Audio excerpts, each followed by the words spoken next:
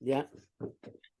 So he goes in a long sort of arichos to explain how someone who does Hashem's ratzon is better than someone who uh, is delving into Hashem's chachma, because his chachma comes from there's several reasons. One of the reasons is because when you delve into chachma, so you acquire chachma, and so you're getting something out of it. So it's not as lishma or as altruistic, so to speak, as someone who just wants to align his own ratzon with Hashem's ratzon. So then there's only one thing: there's ratzon, and I'm doing what Hashem wants. That's his ratzon, and there's no personal sort of negia or personal gain involved in that. And so, someone who tries to do Hashem's ratzon, he is on a higher level, and he says that this idea of doing Hashem's ratzon uh, is even higher because it comes from a source of anivus. In other words, someone who's acquiring chachma or he's delving into Hashem's chachma, so he has something from it, and he's makir, so to speak, his own intellect and his own abilities. Whereas someone who's just aligning with Hashem's ratzon, he has no other ratzon, he has no other desires or negias. He just wants to do what Hashem wants to be done and do his ratzon. And so, therefore, the source of this dvekus or this connection to Hashem is the source of anivus. And so, of course, Anivus, of course, all the Bali Mussar talk about Anivus as being the highest sort of madrega that a person can have any kind of dvekas. Certainly, the Masil Sharm talks about that, and others. So he's saying that a person who wants to do Hashem's ratzon, and that's all he wants to do. So he's coming from a makar of Anivus, and therefore that's also a higher makar than someone who is involved in Chach. Even greater than That's the what I have. Yerushalayim. What? Right, right. It's a higher level because there's no me. There's nothing for me in it. It's just I want to do what he wants. So whatever he wants, that's the right thing, and that's what I'm going to do. So there's no personal level in it. No It's ego. beyond that. Right, no ego. It's beyond that. So that's what I saw. I mean, he makes a lot other points, but I think that it was the basic sort of mahalach that he is trying to give here, and that's what I understood from going back over That sounds right. it.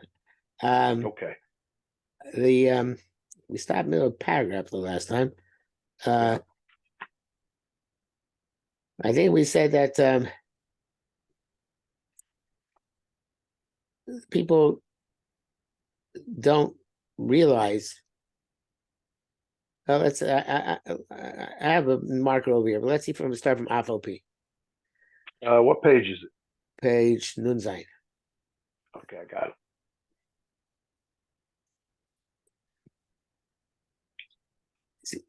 It's about 6 lines on top.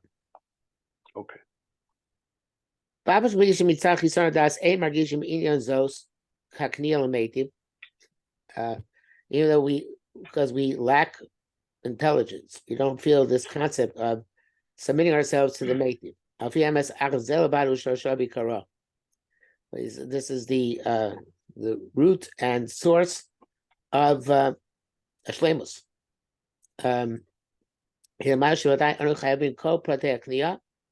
Where all the details of submission.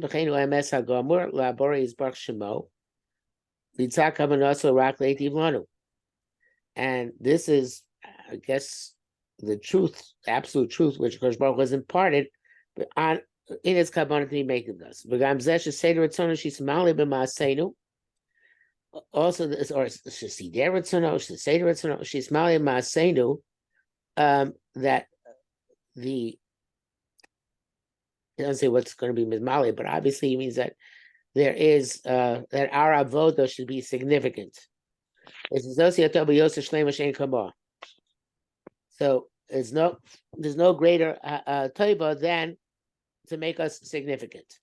Kishlenu?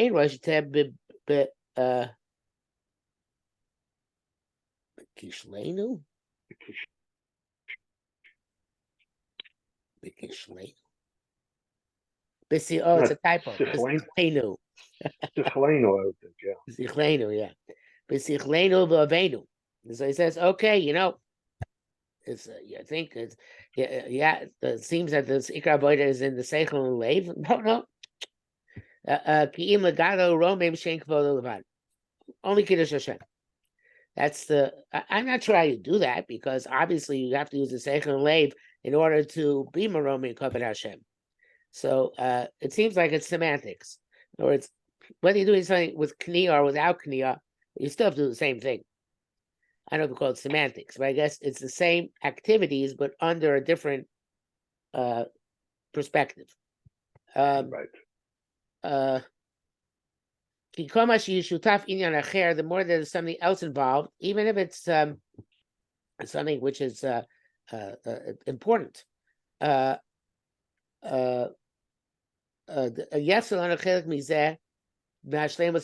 going to miss this thing. Will be like will eclipse the Shleymus Hamiti. That which is required Mitzar Shleymus Vasechel V'Yushar through Shleymus and through straight thinking.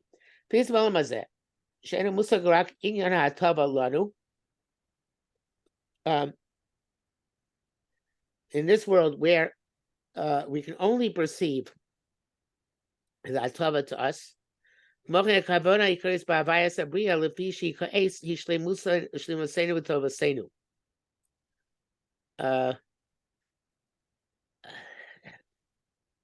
okay, I'm not sure what he means, because let me rephrase that. I know what he means, but I'm not sure that I'm happy with it, because he's saying that in Olam Hazeh there is a chisaron, which is, it's a mila, but it's also chisaron, that we can be makir the hatov of HaKadosh Baruch Hu, and by makir the hatov of HaKadosh Baruch Hu we can appreciate it and act accordingly. But that means that Olam Hazeh is also a tool for us to respond to that hatova. So he says,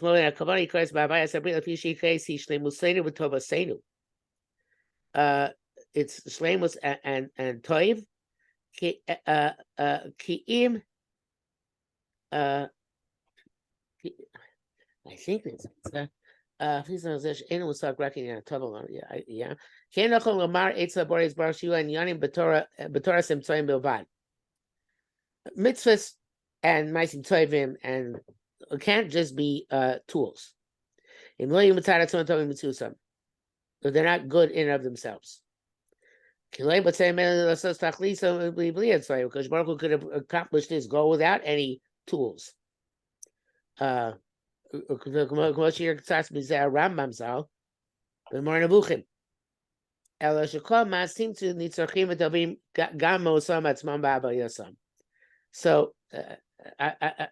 like Hashem could have given us Olam Haba without having to go through Olam Hazeh. But so we have to the axiomatic assumption is that Olam Hazeh is good for whatever purpose we're here. And it seems like those tools which Hashem gave us to succeed in Olam Hazeh are good in and of themselves. I'm sorry, there's that davar gufa, this thing itself, that there should be tools or tools, I think is the best or means. It's not because this is necessary in order to achieve the goal. This is a way of accomplishing Shleymus. Hashem knew that this, if he gave us emtsoim that are in and of themselves good, then he knew beforehand that this is the proper way to reach the Shleymus. Right. So I'm not sure what the chisaron is yet. In other He words, could have given us sort of a mitzvah to, like, I don't know, chop down trees or something. So there's no etzem goodness in chopping down trees, but the mitzvahs that HaKadosh Baruch Hu gave us are be'etzem themselves, and so therefore that's the mahalach that he's using with us in order to have help us in our plans.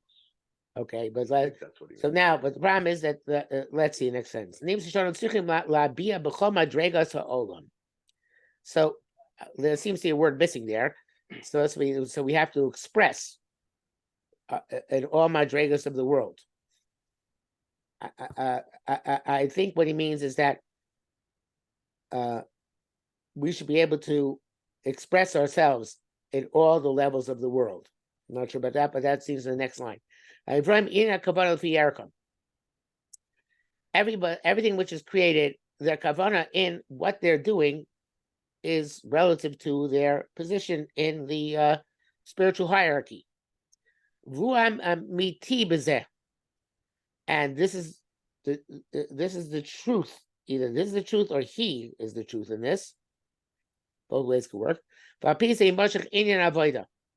avoida of the tools goes everybody's kavana on their level. Okay, now here comes to the chisar. In this world, it's not revealed. This great Shleymus, how everything is Ratzon, just Ratzon Hashem, simple Ratzon, so to speak. So now, the way we understand mitzvahs, all the emtsoim, the conduct of Kodesh Baruch Hu, is the attention he pays us. And the purpose, we, on this level, perceive, and Olam Hazeh can only perceive the Torah is given us as a chesed and a toiva. And we have to be makir toiv. And a makir toiva, doing what Kodesh Baruch Hu told us. And that is l'tov lanu. It's good for us as well. But, avoda, hareinu korim b'shmo yisbarach havaya. We call him Yud Kei Vav Kei, Shemara Haya Hove V'Iyah, which means that the past, the present, and the future should all be linked to each other. And they're all, obviously he's saying deeper than that, he's saying that the Haya and the Yah are present as much as possible in the Hove. This is something Rav Tzadok says about Rosh Chodesh. He says Rosh Chodesh is Al Shema Asi. Because it said all the other Yom Tov Shema Avar on events which happened in the past. Rosh Chodesh Al Shema Asi because it says Yom B'dei Chodesh Kodshim B'dei Shabbat Shabbato. So Rosh Chodesh celebrates now the ultimate Aliyah L'Rego, which is going to be on Rosh Chodesh Lasi level. So that's one of his examples. The Ashba, many examples. The influence of the future on the present. So you're saying the past influences the present and the future influences the present. So Tzayik has to live with his emuna. Even though he can't do the avodah right now on the highest madrega, which is just to be bought the Ratzon Hashem without even considering the toiva, which is embedded in the Ratzon in this world. Yeah. What's going to be revealed in the future. Now it's just revealed in a general way. The road to the left Baruch Hu people want to go in the pathways of life. Because all this hope is, we hope for this to take place when Hashem is supreme, uniquely supreme. I mean, Hashem, and the hand of Hashem is known, and His honor as well. And Hashem will rejoice in His creatures. So he's saying Nagil so means a new shot in this passage, right? Nagil so normally means we will rejoice and be happy in His salvation. No, he's saying so we will rejoice and we will rejoice and we will be happy when the salvation occurs.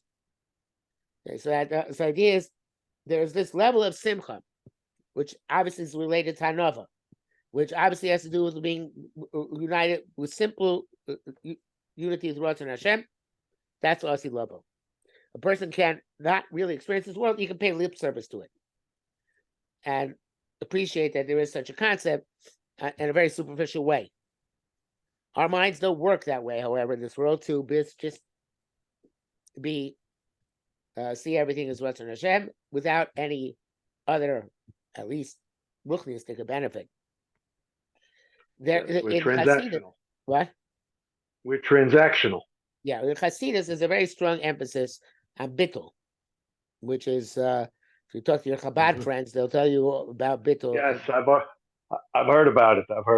Yeah, great length.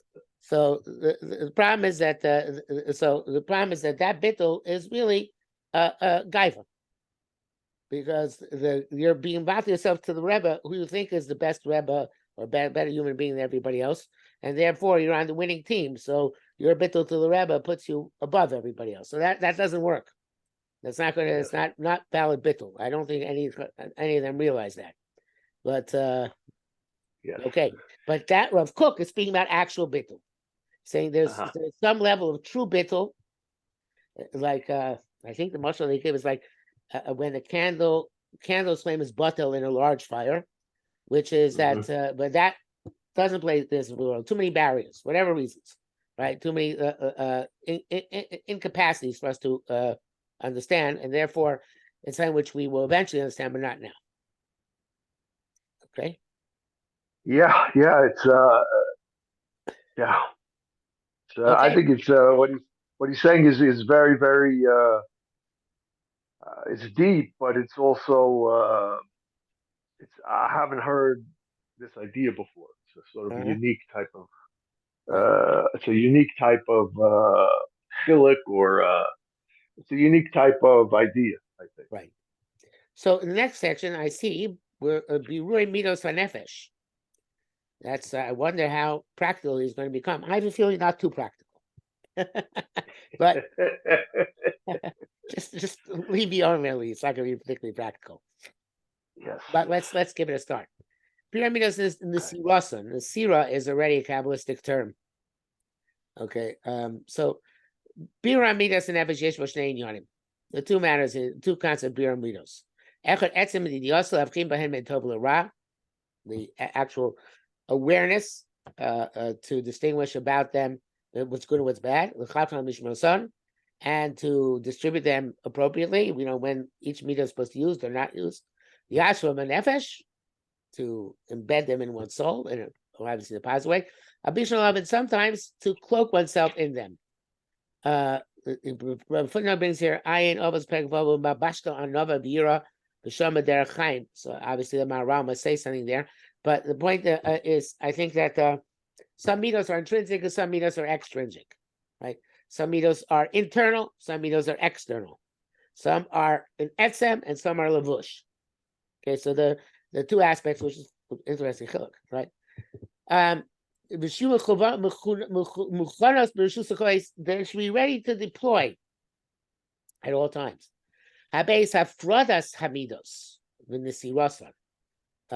Separating the midos, sawing them away.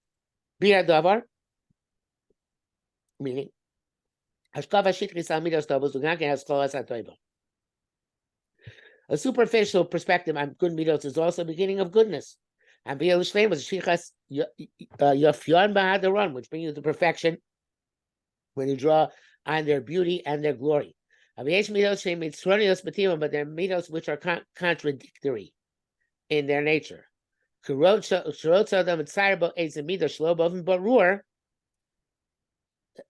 a person wants to depict it himself, interesting way of putting it, some midah, not in a clear-cut way, it will draw another midah which is adjacent to it, even if it's not appropriate at that time. So that's a fascinating concept. I like it. If you work on your midos without pinpointing and precision, so then midos which you think are tov, can also be accompanied by neighboring middos which are not so good. So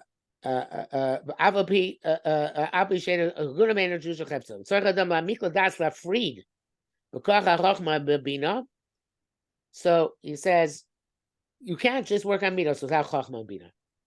You got to have chachma and bina. And they, in their nature, of course, also in the middos, they're higher than the middos. So machnis and middos chadreyan. They put the middos in the proper rooms. Mitzaris Sankroi and depict them as appropriate. Mafidos Aroy Lafid and separate whatever is appropriate to free. Kol Mida, Mida makes Sushi Mitzrayim Slabativo, Kachas, Kol Mida Bifne Atzmo. Shalot Tale Ervona, Ervona here means, I guess, the thing mixed in. So it's an interesting concept that you have to separate, you have to use your chachma to separate midos which are roy from midos which are not roy. And I'm sure, hopefully, it's going to explain this next paragraph. The Zelkein, the Sira, the Zach Arizal, when Arizal talks about the Sira, he's talking about chopping off negative things, but here it's talking about chopping off midos, which are not, well, actually saying it's a similar thing. In other words, the Sira here is also defined as chopping off something which is at least situationally negative, if not permanently negative in this situation. Okay, so I think it's a good place to stop for tonight. Okay, very good. Okay, very so good. maybe we'll go back to Tuesday next week. Yes, sir. Have a good Shabbos. Have a good Shabbos. Bye. Take care.